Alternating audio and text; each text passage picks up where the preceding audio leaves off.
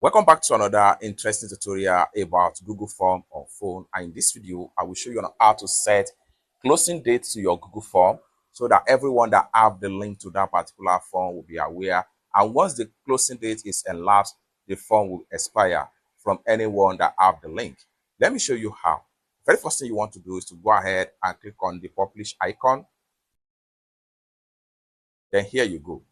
Next thing you want to do is to go ahead and click on closing rate or response right here.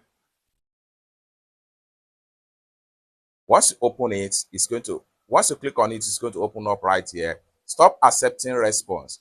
After a number of response on a date, so you can choose options right here. Choose date. So I'm going to go ahead now and click on choose dates. So anything from this particular day, then I will stop accepting response. Once you set a date, hit on OK. The next thing you want to do, so you can see it right here. You can see the date has been set right here. Next thing I'm going to do here is to go ahead and click on save right here.